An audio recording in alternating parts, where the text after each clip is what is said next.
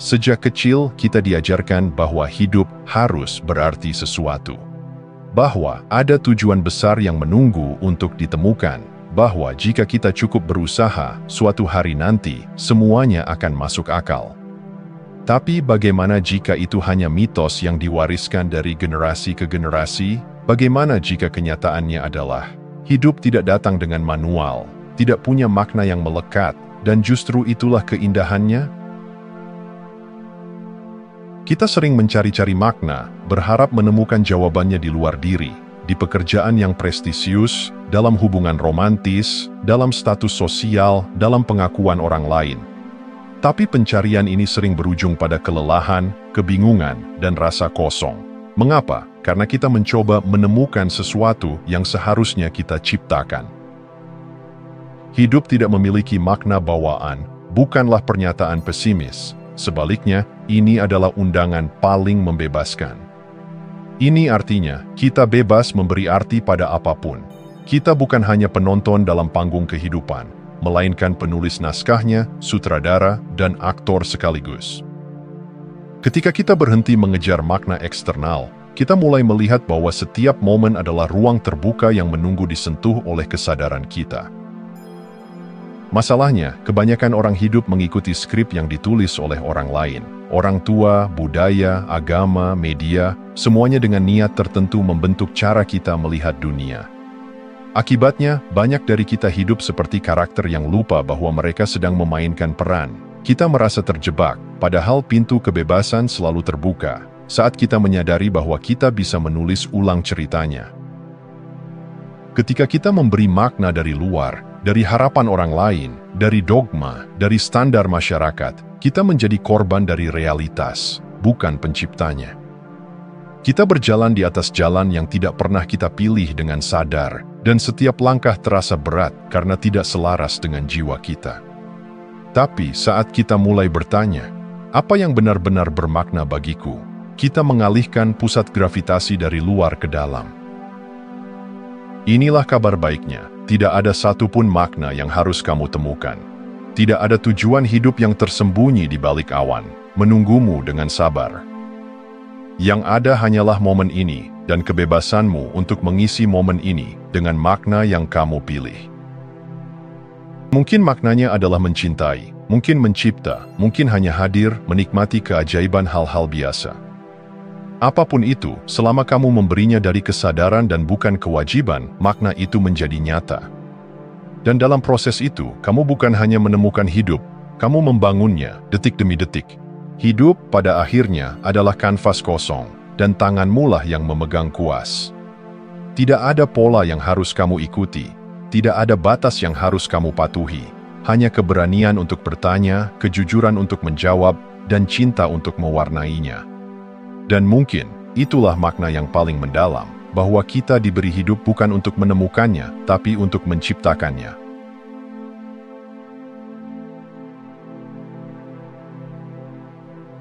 Bayangkan setetes air yang lupa bahwa ia berasal dari laut.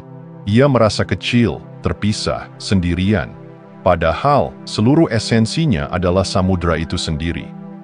Begitu pula dengan kita. Kita hidup dalam dunia yang terus membisikkan bahwa kita terpisah dari orang lain, dari alam, bahkan dari bagian terdalam diri kita sendiri. Dualitas, seperti benar dan salah, baik dan buruk, aku dan kamu, hanyalah lensa buatan yang kita warisi sejak lahir. Kita dibesarkan untuk melihat dunia dalam kotak-kotak. Ini milikku, itu milikmu, ini musuh, itu teman. Tapi semakin kita menyandarkan diri pada kotak-kotak ini, semakin kita menjauh dari realitas yang utuh. Ketika kita percaya bahwa hidup adalah tentang menang atau kalah, tentang hitam atau putih, kita tak sadar sedang mengunci diri dalam perang ilusi yang tak pernah selesai. Polarity, kutub-kutub ekstrim itu, hanya tampak nyata karena kita memberinya tempat dalam kesadaran kita. Tapi seperti bayangan di dinding, ia lenyap saat kita menyalakan cahaya pemahaman.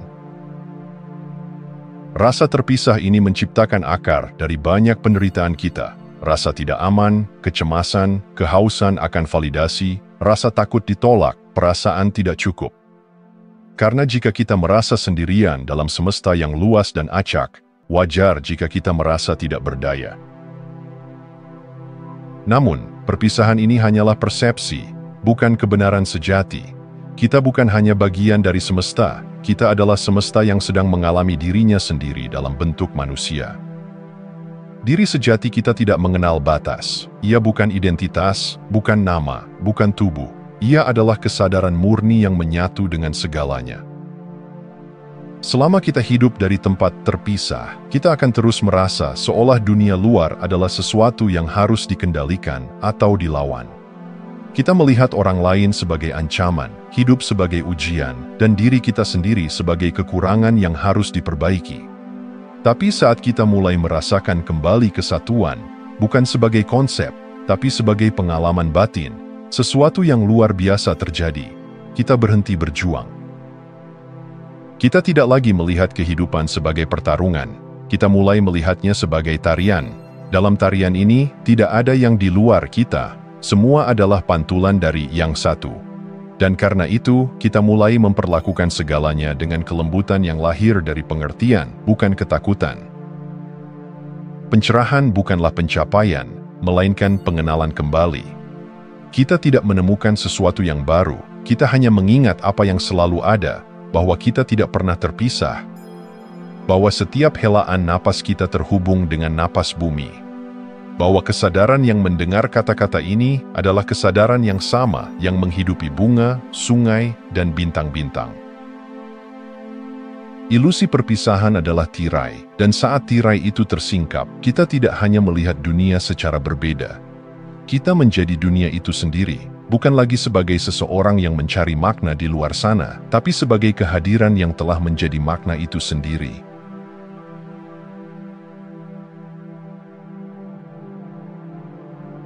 Pernahkah kamu merasa bahwa dunia di sekelilingmu sedang berbicara padamu? Bukan lewat kata-kata, tapi lewat kejadian-kejadian, pola yang berulang, bahkan orang-orang yang muncul dan menghilang seperti simbol dalam mimpi. Mungkin itu bukan kebetulan. Mungkin dunia ini bukan sesuatu yang terjadi padamu, melainkan sesuatu yang muncul darimu. Setiap pikiran, keyakinan, dan emosi yang kita miliki adalah seperti kacamata tak kasat mata yang membentuk cara kita melihat realitas.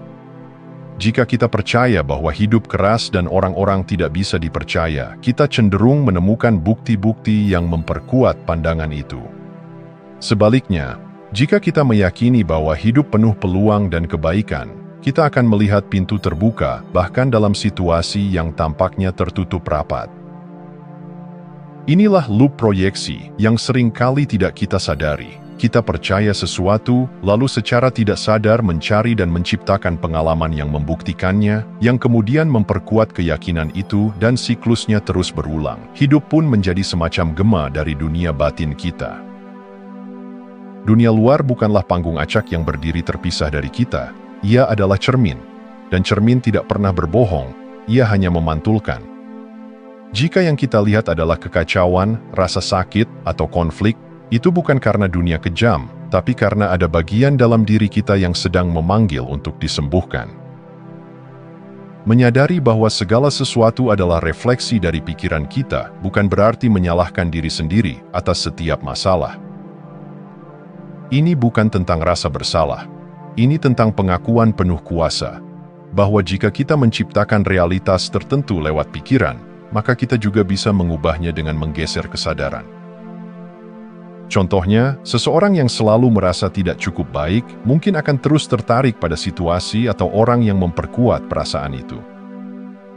Tapi begitu ia mulai menyadari pola batinnya dan memeluk dirinya dengan kasih, pengalaman eksternalnya pun perlahan berubah. Orang yang dulunya mengabaikan kini mulai menghargai. Pintu-pintu yang tertutup mulai terbuka. Semesta merespons getaran terdalam kita, bukan keinginan permukaan kita. Kita bisa berkata ingin kebahagiaan, tapi jika jauh di dalam kita merasa tidak layak menerimanya, dunia akan mencerminkan itu.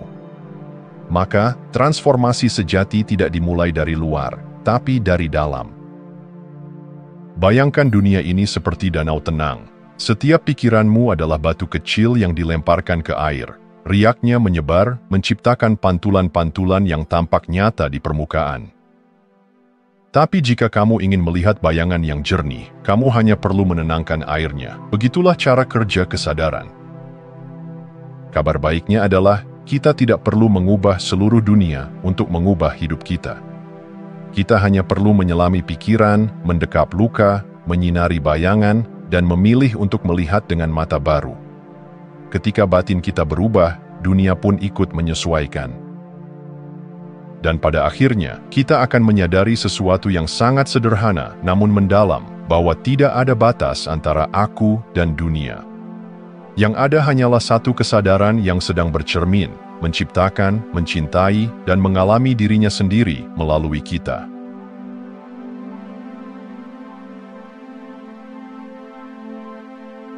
Dalam dunia yang begitu luas dan misterius, manusia selalu mencari tanda. Sebuah angka yang berulang di jam digital, seekor kupu-kupu yang muncul tepat saat kita sedang berpikir tentang seseorang, atau momen kebetulan yang terasa terlalu pas untuk disebut kebetulan. Kita menyebutnya tanda semesta, pesan dari alam gaib, atau simbol spiritual. Tapi benarkah tanda-tanda itu datang dengan makna yang sudah ditentukan, atau apakah makna itu justru datang dari kita? Kebenarannya seringkali mengejutkan. Simbol tidak membawa makna bawaan. 111, 999, bulu putih, mimpi, bahkan suara di angin. Semuanya netral sampai kita memberi makna padanya. Seperti huruf-huruf di halaman kosong, simbol hanyalah bentuk. Kitalah yang memberi isi, kita yang membisikkan arti. Dan justru disitulah letak kekuatan sekaligus jebakan. Banyak orang begitu terikat pada simbol luar hingga lupa bahwa makna sejati lahir dari dalam. Mereka menunggu tanda, mencari konfirmasi, takut bergerak sebelum semesta memberi izin. Tapi tanpa disadari, mereka telah menyerahkan kekuatan kreatifnya pada hal-hal di luar diri. Mereka tidak lagi menjadi pencipta, tapi menjadi penafsir pasif dari simbol yang mereka sendiri tidak pahami sepenuhnya. Ketika kita memberi makna pada simbol tanpa kesadaran, kita sedang berjalan dengan mata tertutup. Kita bisa saja melihat sesuatu yang sebenarnya tidak ada, atau lebih berbahaya lagi, kita bisa mengabaikan kebijaksanaan batin sendiri demi mengikuti tanda-tanda luar yang belum tentu selaras dengan jiwa kita. Namun, ini bukan berarti simbol tidak berharga. Sebaliknya, simbol bisa sangat sakral ketika kita menggunakannya dengan sadar. Simbol adalah jembatan antara dunia fisik dan batin. Ia seperti kuas dalam lukisan, tidak menentukan gambar akhir, tapi bisa membantu mengekspresikan imajinasi terdalam. Dan seperti pelukis, kita bebas memilih warna, bentuk, dan gaya. Dunia adalah kanvas kosong, dan setiap simbol adalah alat bantu untuk mewujudkan apa yang ingin kita cipta. Jadi ketika kamu melihat angka malaikat, mendengar lagu yang terasa berbicara langsung padamu, atau bermimpi tentang sesuatu yang menyentuh nuranimu, tanyakan ke dalam dirimu, apa makna yang ingin aku ciptakan dari ini? Bukan apa artinya ini, tapi makna apa yang akan memperluas kesadaranku dan menyelaraskan aku dengan hidup yang ingin aku bangun. Karena makna yang paling kuat bukan yang ditemukan di buku, ramalan, atau simbol luar, tapi yang muncul dari kesunyian hatimu sendiri. Yang tumbuh dari hubungan intim antara kamu dan semesta, tanpa perlu perantara, tanpa perlu konfirmasi luar. Hanya kamu yang tahu apa yang sedang terjadi di dalam jiwamu. Dengan menyadari bahwa makna adalah ciptaan, bukan penemuan, kamu merebut kembali kuasamu. Kamu berhenti menunggu dan mulai mencipta. Kamu tidak lagi terjebak dalam pertanyaan, apa maksudnya ini? Melainkan melangkah dengan keyakinan, makna ini aku pilih, karena aku pencipta realitasku. Dan saat itulah simbol-simbol dunia benar-benar hidup, bukan sebagai sesuatu yang membatasi, tapi sebagai cermin dari keindahan batinmu yang tak terbatas.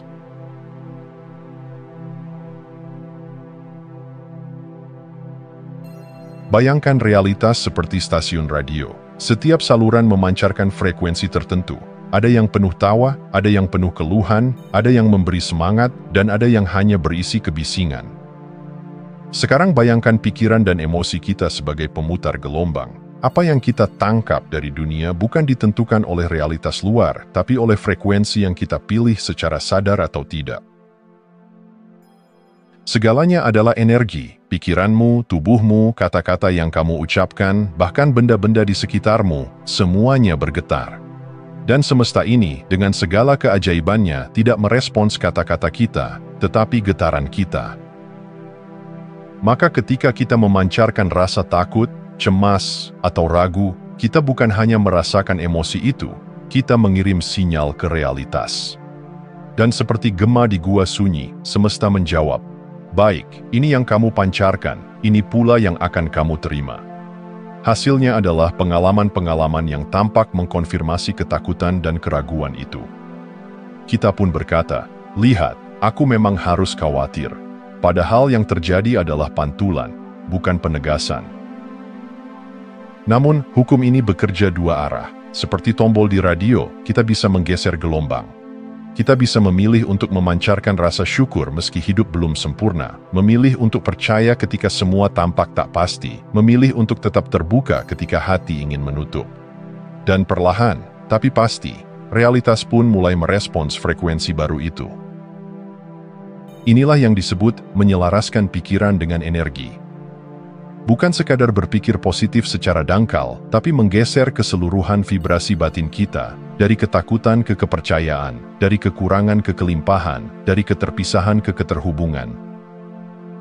Perubahan ini tidak selalu instan, karena energi memiliki momentum. Tapi seperti air sungai yang perlahan mengukir batu, frekuensi baru akan mulai menata ulang pengalaman kita. Orang-orang baru hadir, peluang muncul tiba-tiba. Keajaiban kecil terjadi di sela-sela hari biasa. Rahasia penting yang sering terlewat adalah ini. Mindset bukan hanya cara berpikir, tapi juga medan energi. Ketika kamu merasa damai, penuh cinta, dan berserah, kamu tidak hanya merasa lebih baik, kamu benar-benar berada di realitas yang berbeda. Kamu menjelajahi jalur yang berbeda dalam semesta tak terbatas ini. Kita tidak perlu memanifestasikan segalanya lewat upaya keras. Kita hanya perlu menjadi selaras, menjadi versi diri yang sudah merasa layak, cukup, dan terhubung.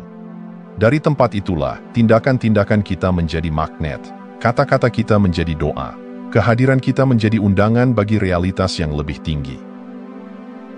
Dan pada akhirnya, kamu akan menyadari bahwa mengubah hidup bukan soal mendapat lebih banyak, tapi soal menjadi lebih selaras.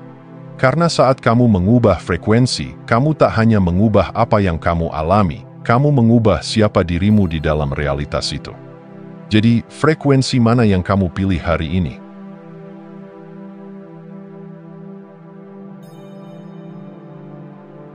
Setelah memahami bahwa realitas bukanlah sesuatu yang kita temui, tetapi sesuatu yang kita ciptakan, pertanyaan berikutnya bukan lagi, apa yang harus aku tunggu? Melainkan, apa yang bisa aku latih hari ini?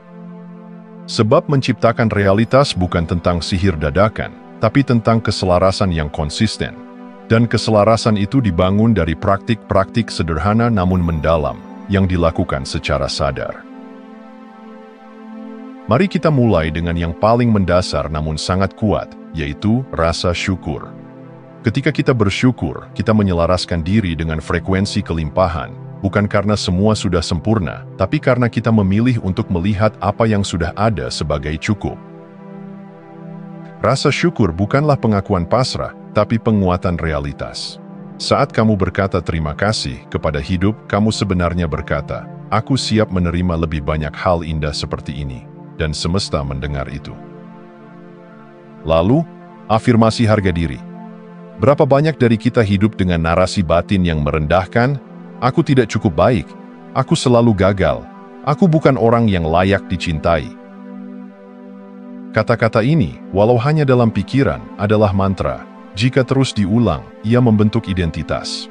Maka ubahlah narasinya, katakan pada dirimu hal-hal yang ingin kamu tanam. Aku layak, aku cukup, aku memiliki kekuatan untuk menciptakan hidup yang aku impikan.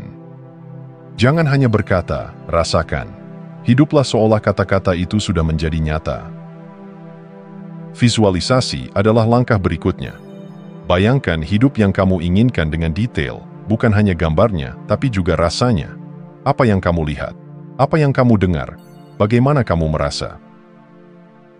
Otak kita tidak membedakan pengalaman nyata dan pengalaman yang divisualisasikan dengan intensitas emosi yang cukup. Jadi setiap kali kamu membayangkan masa depanmu, kamu sedang menciptakan cetak biru energi. Semesta akan merespons cetak biru itu dengan pengalaman nyata. Namun semua ini akan sia-sia tanpa kehadiran penuh. Hidup kita sering dikuasai oleh autopilot, berjalan tanpa sadar, bereaksi tanpa berpikir, hidup di masa lalu atau masa depan. Hadir penuh berarti mengambil kembali kemudi dari pikiran. Menyadari napas, mendengar suara sekitar, merasakan detak jantung dan berkata, "Aku ada di sini, sekarang." Karena hanya di saat inilah kamu bisa mencipta. Masa lalu sudah lewat, masa depan belum datang, kekuatanmu ada di sekarang. Dan akhirnya, yang mengikat semuanya menjadi nyata, yaitu tindakan konkret. Mimpi tidak menjadi kenyataan karena kamu membayangkannya saja, tapi karena kamu bergerak selaras dengannya. Kamu menulis halaman pertama buku impianmu, kamu kirim email itu, kamu belajar satu keterampilan baru hari ini. Setiap tindakan adalah sinyal ke semesta, aku serius dengan niatku. Tindakan adalah jembatan antara dunia ide dan dunia fisik.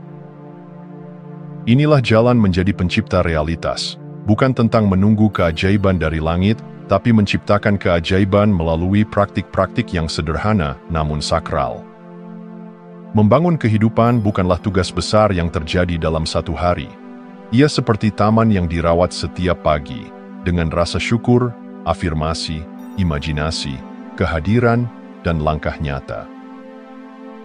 Dan kamu tak perlu menjadi sempurna, cukup sadar, cukup konsisten. Karena saat kamu hidup dari tempat kesadaran ini, realitas pun mulai berubah, bukan karena dunia tiba-tiba bersikap lebih baik padamu, tapi karena kamu menjadi versi dirimu yang lebih selaras dengan kehidupan itu sendiri. Terima kasih sudah menonton. Jangan lupa like, komen, dan subscribe untuk dukung channel ini terus berkembang. Sampai jumpa di video selanjutnya.